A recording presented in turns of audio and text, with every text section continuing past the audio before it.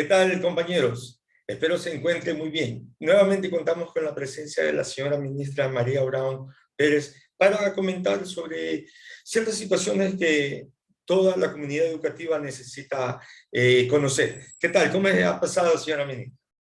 Muy bien, muchas gracias. Empezando una nueva semana con todo el optimismo de poder seguir trabajando a favor de la educación del país y ya superado pues estas paralizaciones, poder retomar también el ritmo con el que se venían llevando a cabo algunos proyectos como las obras de intervención en mantenimiento de infraestructura nueva que debieron suspenderse debido a la paralización y por lo tanto eso siempre afecta al cronograma que se había establecido para la entrega de esas obras.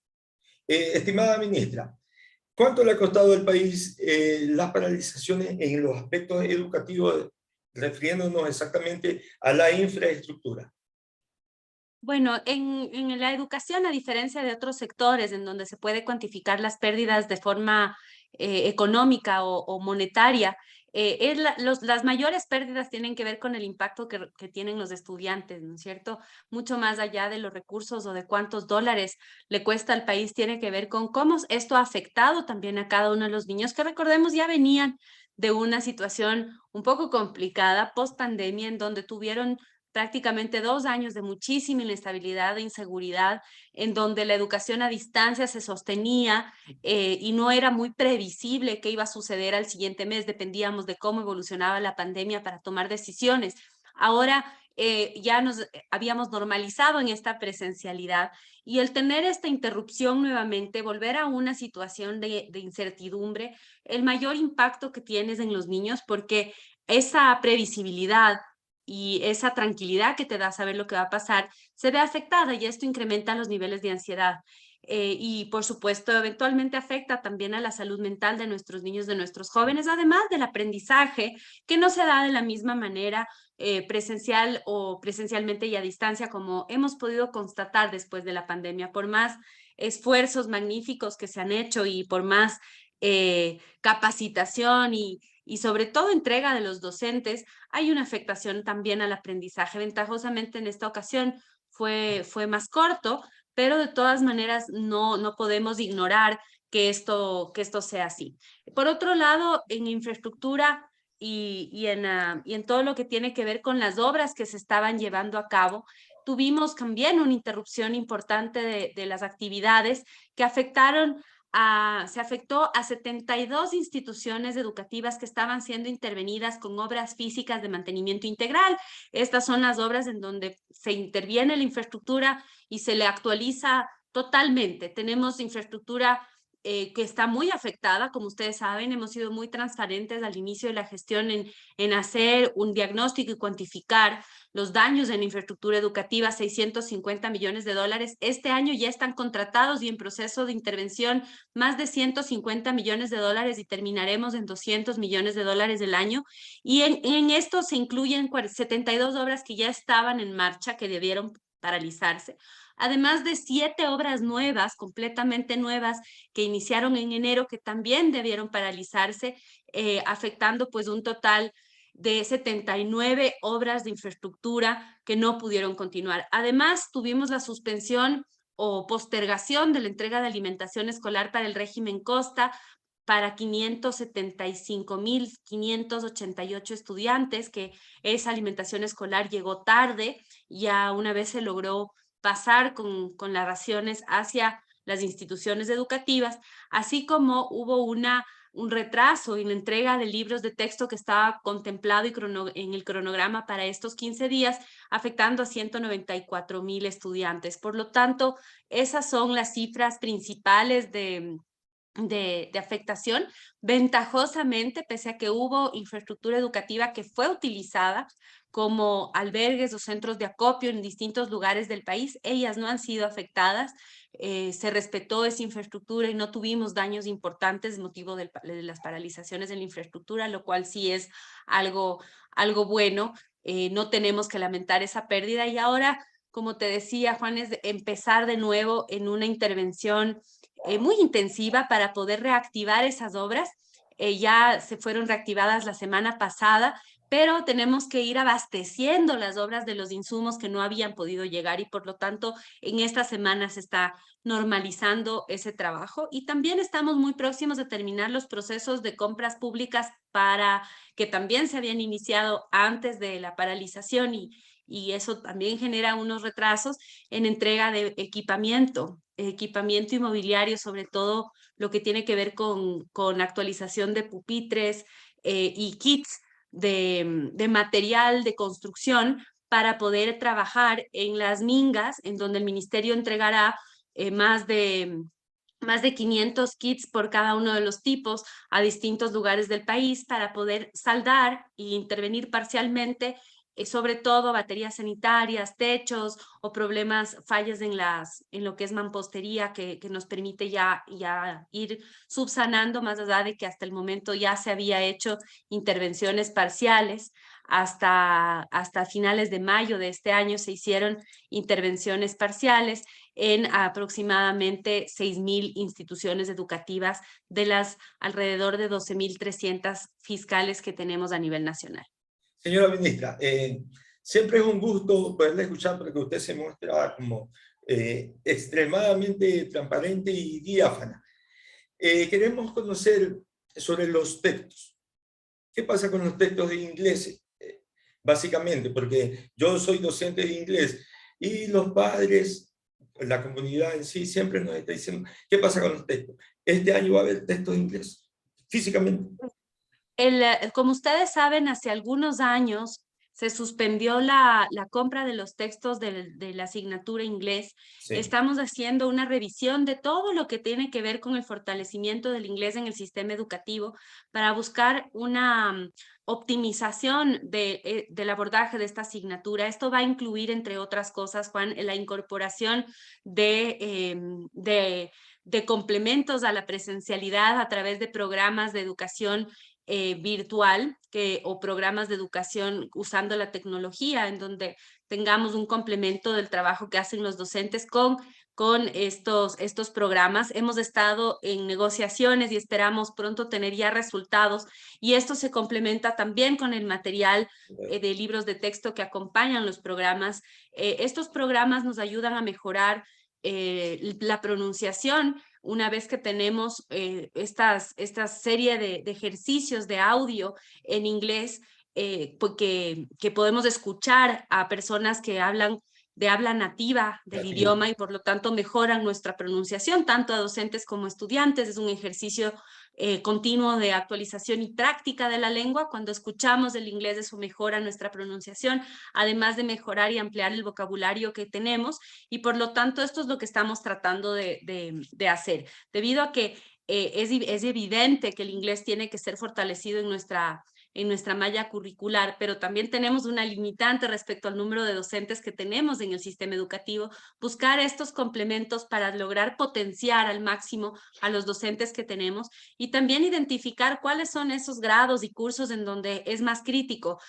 Primero, los más pequeñitos, ¿no es cierto? El idioma siempre se aprende más fácilmente en los primeros años de vida, pero también nuestros bachilleres, que queremos ya suplir esa falencia, sobre todo en bachilleratos que tienen relación con servicios, por ejemplo, los bachilleratos que tienen que ver con el turismo, con la industria del turismo en el país, nuestros bachilleratos técnicos en servicios vinculados a áreas de servicio como el turismo, alimentación, donde el inglés es prácticamente esencial, sobre todo si vamos a atender a turistas extranjeros. Por lo tanto, también allí haremos un primer esfuerzo, priorizando estos niveles de manera tal que vayamos en una ruta de fortalecimiento del inglés que sea real, que sea sincera, que sea cierta, porque mal haríamos en decir que el próximo año el inglés en todo el sistema educativo va a estar perfecto, cuando sabemos que tenemos unas falencias significativas, sino más bien plantear por dónde vamos a empezar, cómo se va a priorizar y cómo vamos a ir cerrando poco a poco estas brechas.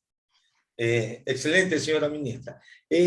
Un dato muy interesante. Ustedes hace 15 días enviaron un comunicado en la página del Ministerio de Educación donde se decía que en estas mesas de diálogo se iba a elaborar 6 horas diarias dentro de la institución.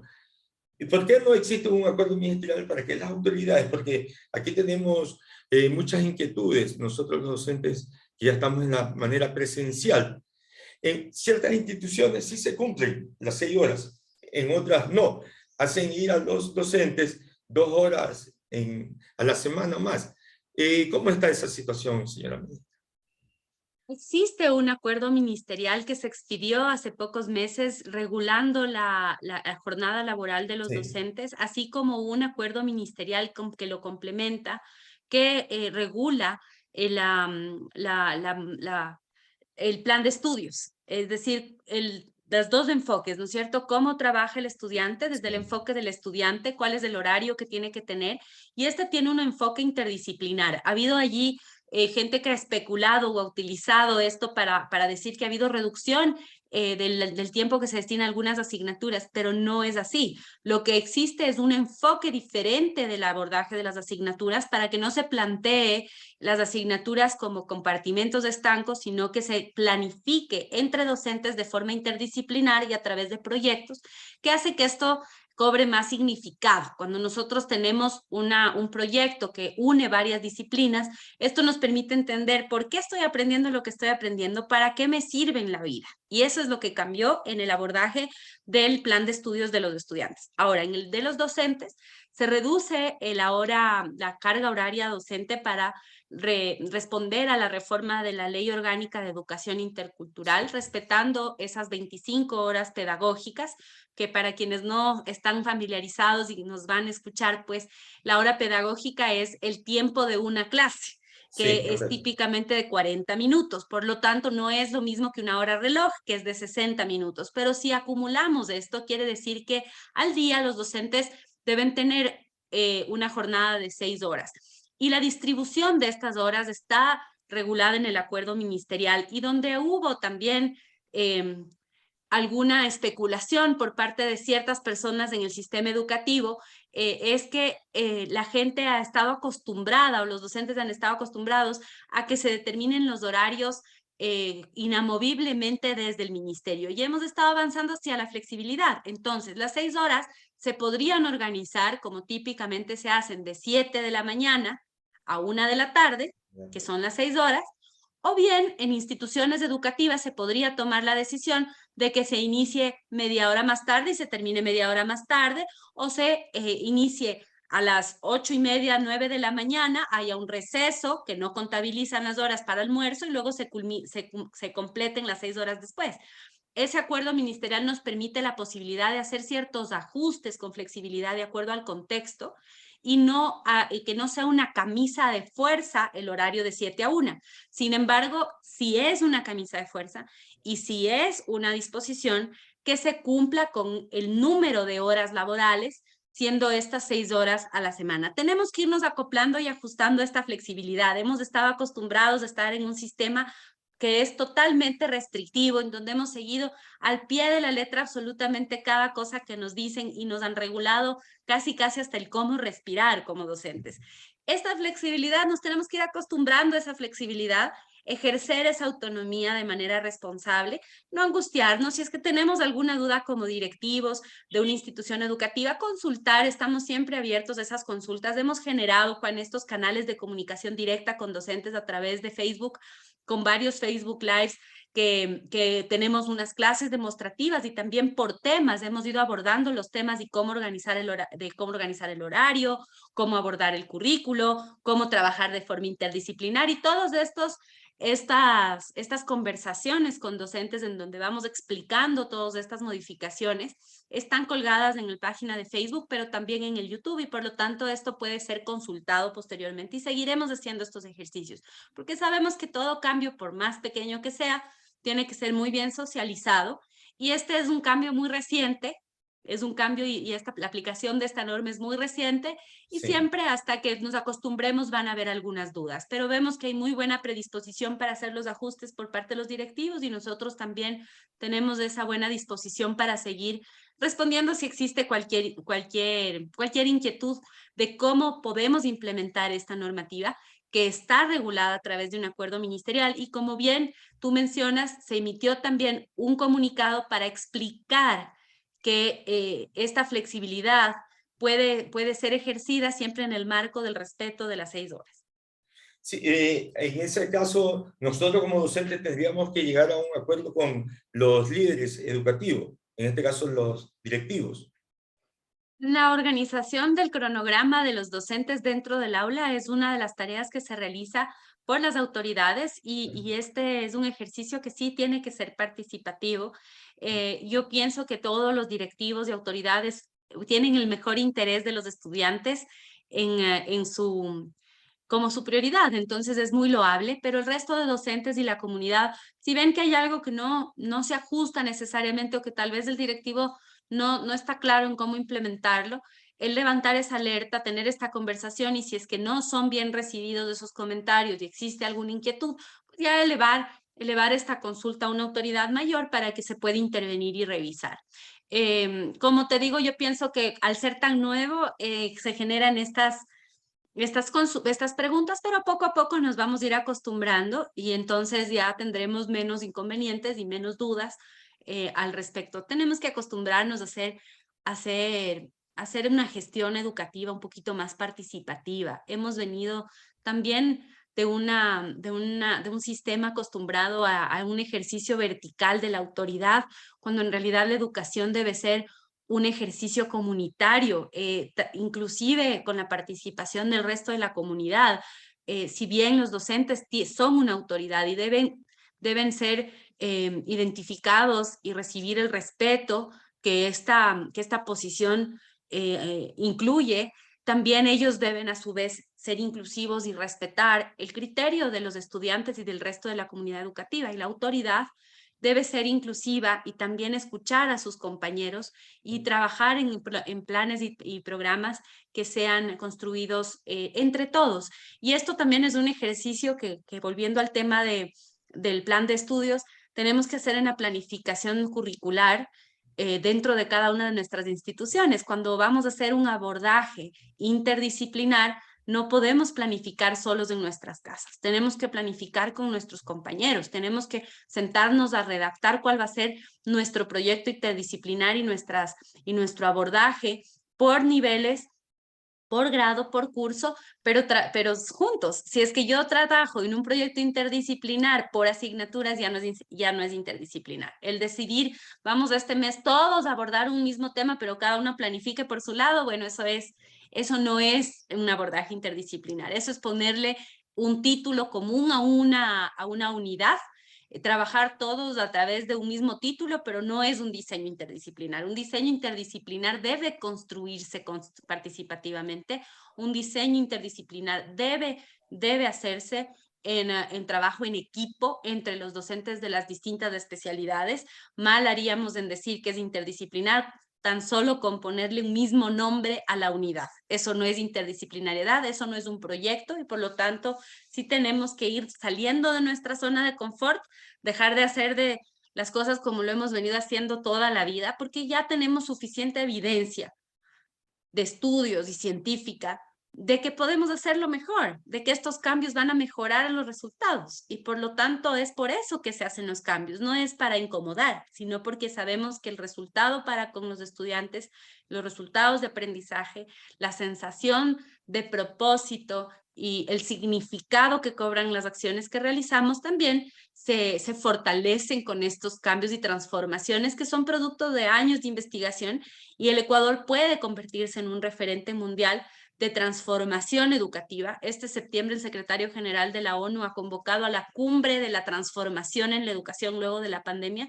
porque es una de las áreas más afectadas luego de la pandemia y por lo tanto esta transformación en la educación incluye también este tipo de saltos cualitativos en cómo hacemos las cosas y el Ecuador puede ser un referente. Yo estoy convencida que lo puede ser, con mucho esfuerzo, pero tenemos el material, tenemos los profes dedicados, tenemos la voluntad política, tenemos la formación y por lo tanto, si nos proponemos ser un referente de calidad, estoy segura que lo vamos a lograr. Con tiempo, con esfuerzo, con dedicación, sí lo lograremos.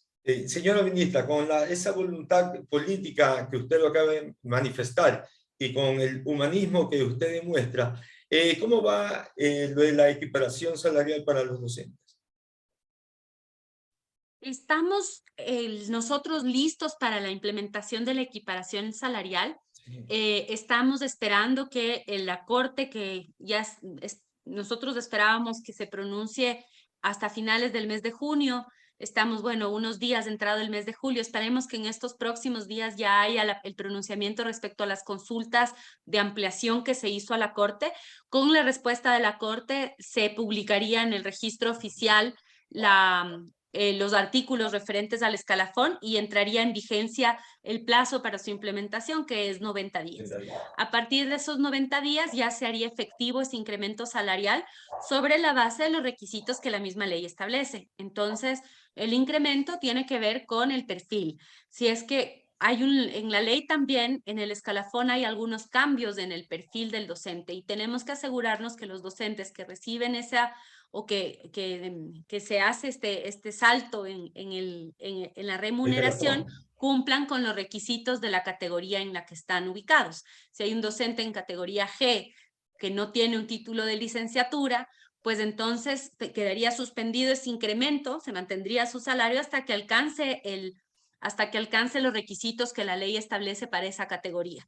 Esto ya lo hemos analizado con el Ministerio de Economía y Finanzas, nosotros hemos hecho los estudios de impacto, tenemos listas los requisitos para inmediatamente sea publicado poder ponerlo en práctica y también, como saben, hemos avanzado muchísimo en la redacción del reglamento de la ley, que no solamente reglamenta el escalafón, sino todos los otros aspectos. En estas semanas, pese a las paralizaciones, hemos mantenido las mesas de diálogo, no se han interrumpido, al contrario, se intensificaron y estamos teniendo prácticamente un taller de 2 horas diarias con los líderes de los gremios de docentes y con otros actores del sistema educativo revisando la redacción del articulado del reglamento y esperamos hasta la final de la próxima semana ya haberlo entregado a la presidencia para su revisión final y su publicación. Así que estamos a días de la publicación del reglamento, que no solamente incluye el escalafón o la reglamentación del escalafón de los docentes, sino también el escalafón de los departamentos de consejería estudiantil y de las unidades de apoyo a la inclusión, el escalafón de las y los bibliotecarios que tiene el sistema educativo. También esta ley solicita que se establezca un escalafón de carrera profesional para bibliotecarios. Señora Por lo ministra, tanto, eso también estaría. sí. Señora ministra, algo que yo considero extremadamente importante. ¿Qué pasa con la Unión Nacional de Educadores, la UNE? ¿Por qué no está participando activamente en las mesas de diálogos? Como ustedes saben, la Unión Nacional de Educadores mantuvo reuniones en mesas de trabajo con el Ministerio de Educación prácticamente todo el primer año, los primeros meses del año 2021.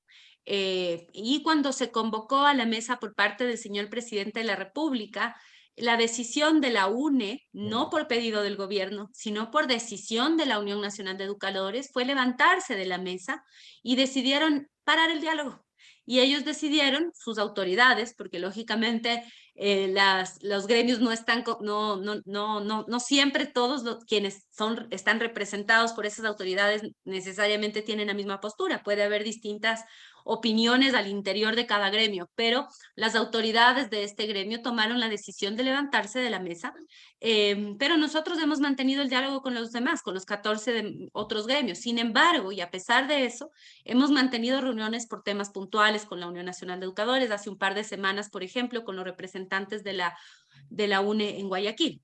Por lo tanto, la puerta al diálogo no está cerrada, pero lo que sí hemos sido muy claros desde el principio es que para tener un diálogo tenemos que tener las condiciones para ese diálogo. No se puede plantear que estamos sentados en una mesa de diálogo con una pistola en la cabeza, porque eso ya no es un diálogo, ¿no es cierto? Y en este caso, cuando estamos dialogando entre gremios y gobierno nacional, el tener la posición de escuchar, de ceder, de seguir trabajando, es sumamente importante para que sea un diálogo constructivo, un diálogo productivo y sobre todo un diálogo de consensos, porque de lo contrario no hablamos de consensos, hablamos de imposiciones, si no hablamos de diálogo, hablamos de cualquier otra cosa menos de eso, y eso es algo que también tenemos que tener claro. Los educadores más que nadie deberían tener esto como un elemento esencial en su accionar, porque no solamente son responsables de conducir diálogos a favor de su carrera profesional, sino son quienes están llamados a inculcar en los estudiantes esa cultura de paz, esa cultura de diálogo, esa cultura de respeto. Podemos discrepar. Eso es parte de la naturaleza de los seres humanos. En la misma familia, entre hermanos, a veces no estamos de acuerdo. Criados de la misma forma, con los mismos papás, normalmente existen discrepancias. Imagínense en un país tan diverso como el Ecuador.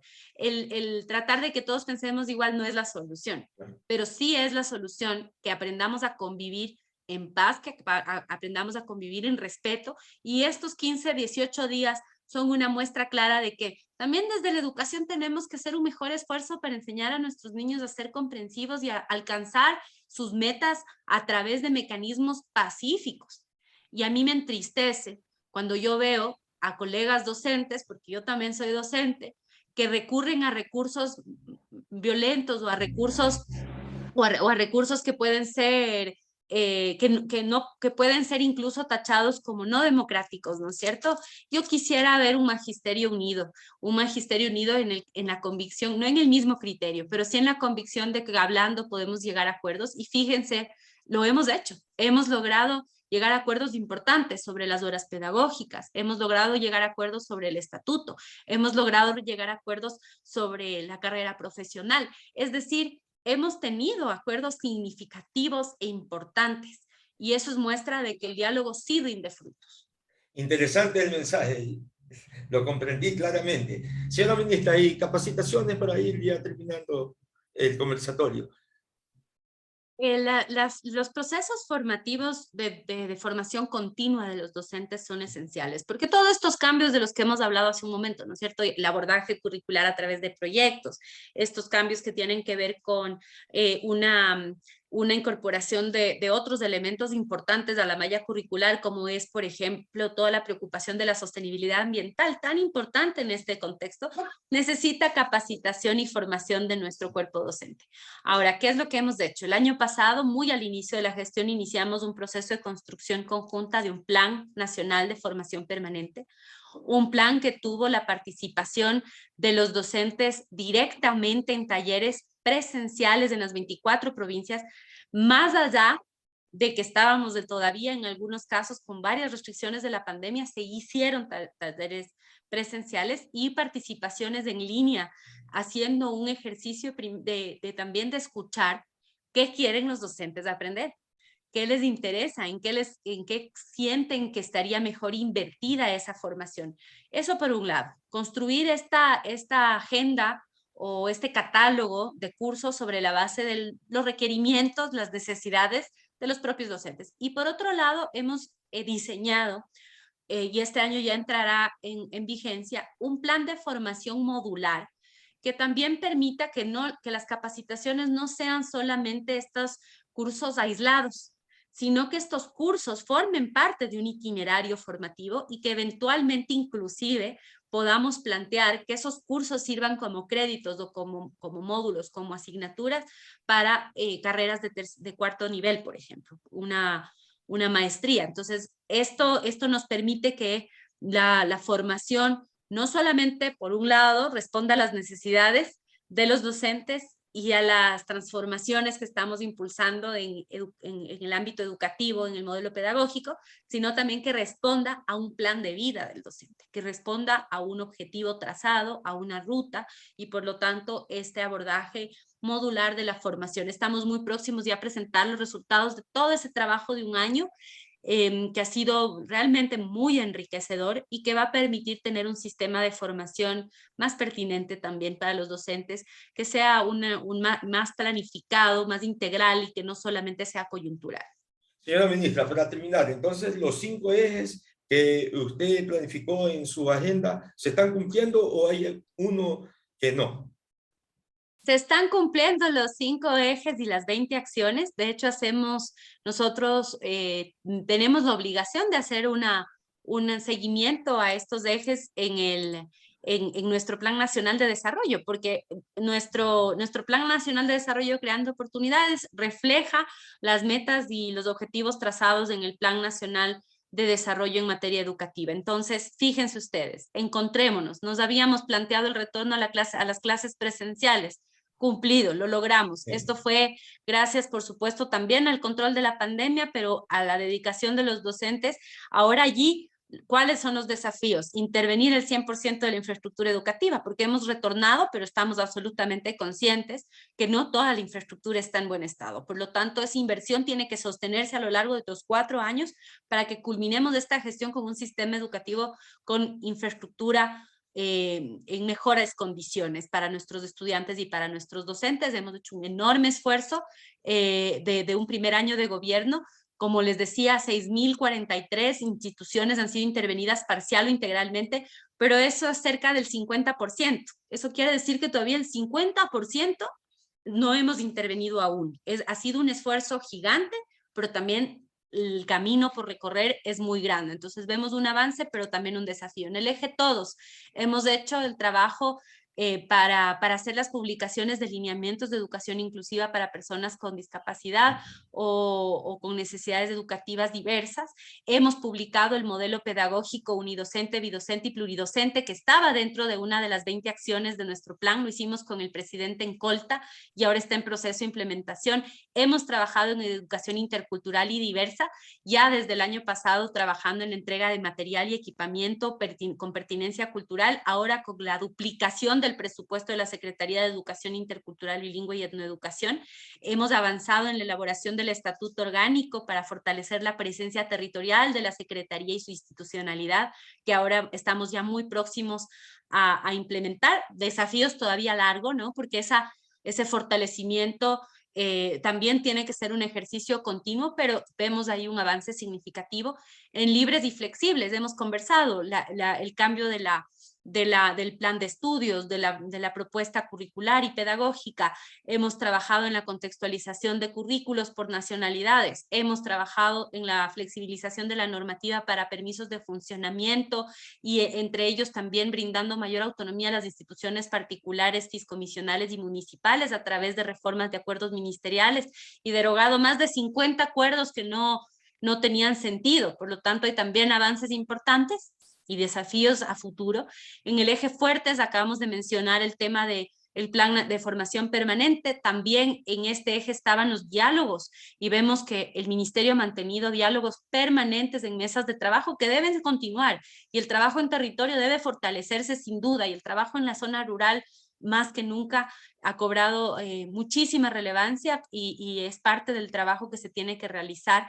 La revalorización docente, hicimos la carnetización, cumplimos con ese objetivo que había estado ofrecido años y fíjense, ahora ya tenemos casi la totalidad de los docentes del magisterio fiscal carnetizados y con algunos beneficios que se seguirán ampliando. En excelencia, estamos hablando de la dotación de Internet, trabajando con Intel para llegar a más instituciones en el país con cobertura de Internet, con la promoción de educación para el desarrollo sostenible y convivencia armónica, que acabamos de conversar hace un momento, un desafío gigantesco, más aún después del contexto de las movilizaciones, en donde hablar de una cultura de paz, de respeto y sanar esas heridas, reconstruir nuestro tejido social, recuperar la confianza los unos de los otros se vuelve en fundamental, en esencial. Y este año, además, tendremos la reforma del bachillerato completa y por lo tanto eso también está en ese eje. Como ven, hemos tenido éxitos importantes, los desafíos siguen siendo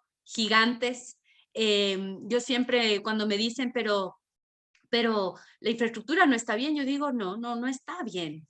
No está bien, veníamos de una infraestructura educativa y de un sistema que estaba en cuidados intensivos y estamos apenas en cuidados intermedios. ¿Hemos mejorado? Sí.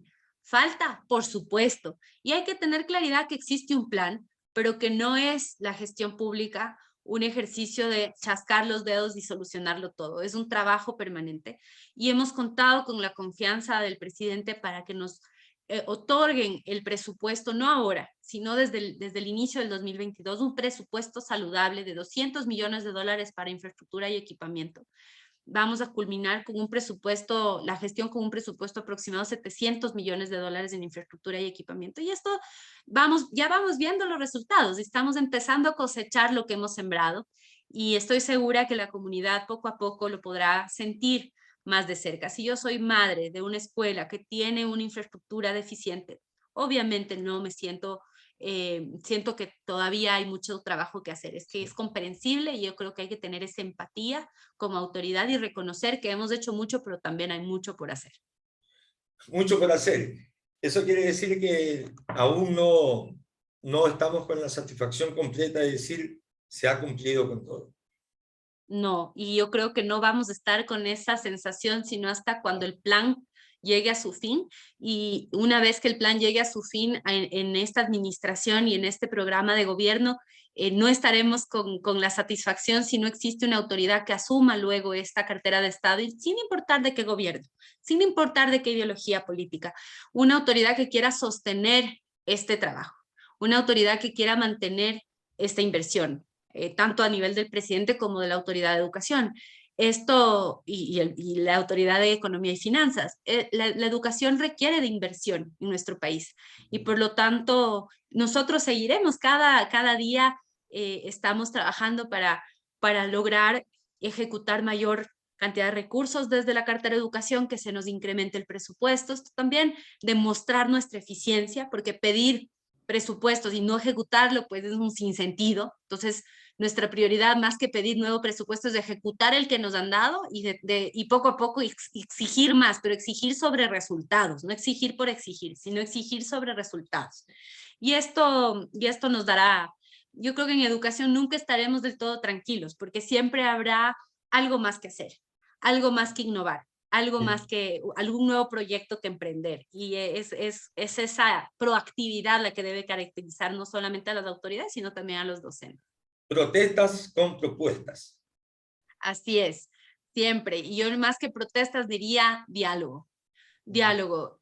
Cuando damos a medidas, de hecho, es cuando hemos agotado todas las otras instancias. Y creo que en materia de educación, quienes han estado y participado en estos ejercicios de diálogo constructivo, no hace falta recurrir a estas medidas que deberían ser de última instancia. Es la definición de ellas mismas. Son cuando se agotan las medidas de diálogo, cuando se agotan las opciones alternativas de solución de conflictos, que recurrimos a este tipo de acciones. Y por lo tanto la protesta, bienvenida, sí, por supuesto que sí, es un derecho, pero cuando tiene sentido, lo mismo, ¿no? Es así. Y en el diálogo igual, propositivo, con propuestas, con ganas también de llegar a acuerdos, de ceder, porque incluso entre gremios no siempre están de acuerdo, no es solamente el Estado y los gremios, sino a veces dentro de los mismos gremios, dentro de la comunidad educativa, vayamos más allá de los gremios, no solamente los docentes, estudiantes, padres de familia, proveedores de servicios complementarios, ministerios, somos un grupo de actores diversos que formamos parte del diálogo y no siempre estamos de acuerdo todos. Es más, normalmente tenemos diferencias y el arte del diálogo y el arte del acuerdo es precisamente encontrar puntos en común, construir sobre esos puntos en común y sobre ellos trabajar. Bien, señora ministra, me quedo con una expresión suya, ser proactivo. Muchísimas gracias. Muy Sí. interesantes los términos. Chao, pase bien, señora ministra. Muchísimas gracias también. Gracias por el espacio y que tengan una excelente semana. Chao.